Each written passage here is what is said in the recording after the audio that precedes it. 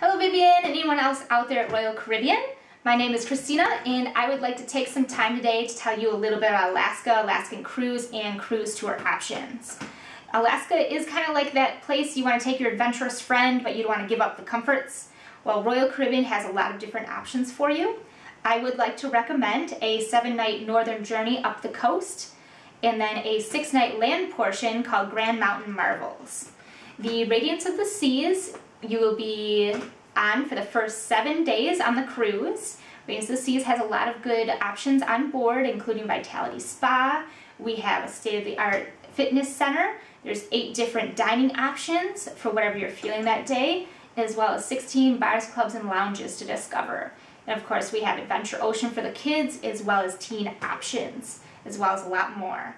On Radiance of the Seas, you would be embarking from Vancouver, Canada. Your first full day on the ship, you'll be enjoying views through the Inside Passage, and then you'll have a day in Ketchikan, a day in Juneau, and then a day in Skagway. Each of these towns has a lot of different options for shore excursions, including you can do whale watching, you can do lumberjack shows, you can take a helicopter over the glaciers, you can take a seaplane over the forest, hiking, shopping, anything in between. And then your last full day on the ship, you'll be cruising past the Hubbard Glacier. Hubbard Glacier is 76 miles long, 7 miles wide, and up to 350 feet tall above the water. This is a natural wonder you will be happy you saw from a ship. You'll be disembarking the Radiance of the Seas in Seward, Alaska, but you will be meeting your adventure specialist here. Adventure specialists are passionate local residents who will be sticking with you the entirety of the land portion. So they're there to get to know you and get to know what you personally would like to see with your time in Alaska and take care of those little travel bits so you don't have to worry about them.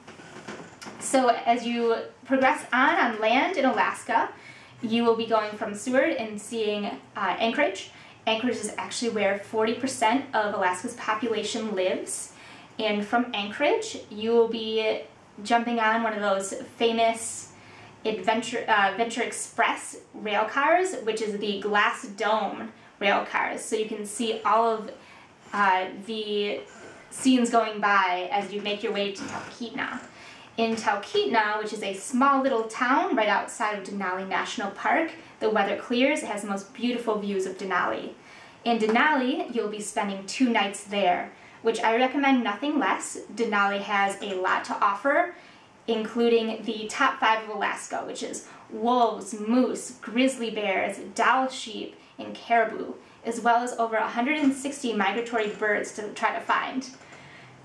From Denali, you will be moving on to Fairbanks. Fairbanks is your last stop, which is actually only 200 miles south of the Arctic Circle. So hopefully you'll have some time to relax in Fairbanks. You can take a small river cruise, do a salmon bake, as well as a lot of different other options. And then the next morning, your adventure specialist, you'll have to say goodbye, make sure you get to the airport, where you can go home and share your memories of this trip.